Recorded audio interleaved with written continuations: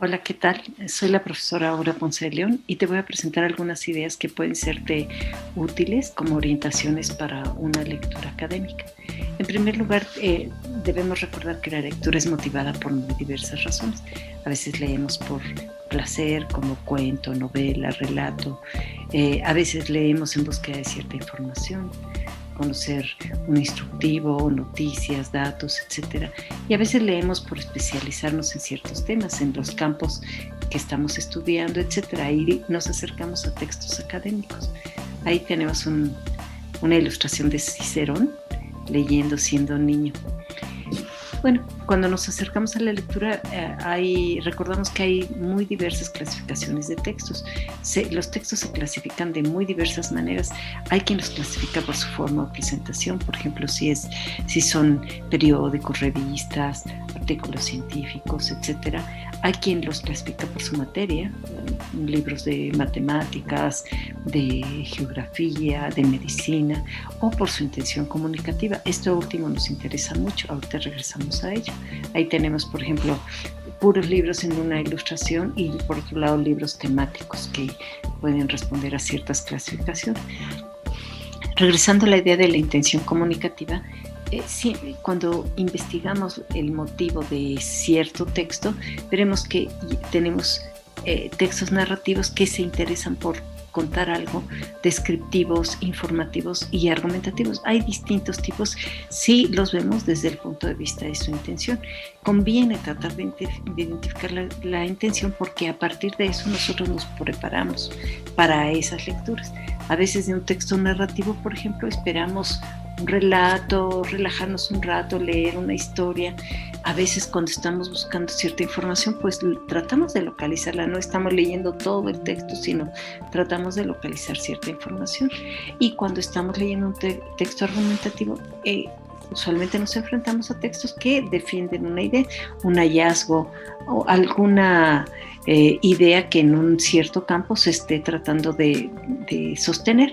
Entonces los textos argumentativos se leen con mucha frecuencia tanto en ciencias naturales y sociales como en humanidades. Estos textos tienen una estructura que podemos reconocer, tienen una introducción, un cuerpo de la argumentación y una conclusión. En la introducción normalmente encuentras el tema y la problemática, igual que en muchas ocasiones la tesis. A veces no se encuentra una tesis y no siempre se encuentra una conclusión, pero tú puedes colegir ciertas ideas a partir de esos textos. Ahora, para hacer una lectura eficaz, nos apoyamos en el conocimiento de esta estructura. Sabemos que por lo menos debe de tener estos tres elementos un texto argumentativo. Primero, empezamos con una lectura rápida o preliminar, en la que buscamos localizar esos elementos en el artículo o libro que estamos leyendo. La introducción, el cuerpo de razones y la conclusión. Hacemos una lectura de paratexto en el sentido de que buscamos títulos, notas al pie de fotografías o notas al pie de texto, revisamos la bibliografía. Si es un libro, a lo mejor revisamos la cuarta de forros, que es la última página. Ojeamos, hacemos una revisión rápida del texto para poder enfrentar el texto de una mejor manera. Después ya realizamos la lectura principal. En esa ya sabremos, puesto que hicimos una lectura rápida inicial, ya sabremos qué esperar de cada apartado en el texto. En esa lectura sí vamos a leer con detenimiento, tomamos notas, subrayamos. A veces nos hemos hecho preguntas y las respondemos mientras vamos dialogando con el autor a lo largo de la lectura. Nos apropiamos en cierto sentido del contenido del texto. Establecemos ahí una conversación con el autor. Por último, al final de la lectura, conviene dedicar algunos minutos a resumir lo leído. Eso es importante porque muchas veces si no se captura en algo escrito, ya sea un cuadro sinóptico, ya sea un esquema, ya sea un resumen, a veces perdemos mucho de la riqueza que tuvimos en la lectura. Entonces conviene, aunque tengamos prisa o ya deseemos pasar a otra actividad, conviene hacer el esfuerzo de detenerse unos minutos y tomar notas de lo que hemos leído.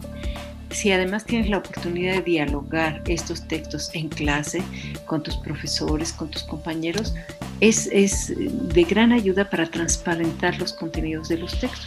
Por eso muchas veces los profesores les decimos a los estudiantes, lee para tal clase tal texto, porque al llegar ustedes habiendo leído, ya son capaces de establecer un diálogo sobre el contenido y fijar mejor los conocimientos.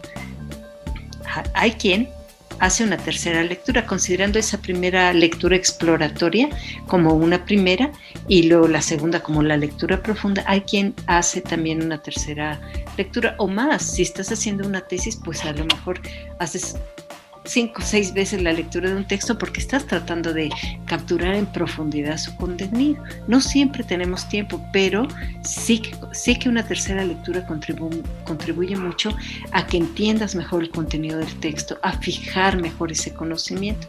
Si te es posible hacerla y si es importante para ti hacerla, conviene hacerlo. No siempre es necesario, a veces con la lectura inicial, digamos la exploratoria y la que sigue, es suficiente, pero depende de tus motivos. Otra vez, bibliografía que puede serte útil. Hay un texto de Yolanda Argubín y Luna que se llama Aprender a pensar leyendo bien. Es un texto bonito. Hay una entrevista a Néstor García Canclini que le hace Meiser sobre la lectura y otros procesos de consumo cultural. Puede serte interesante. Ahí habla el profesor García Canclini, detalla algunos aspectos interesantes sobre la lectura. Te agradezco tu atención.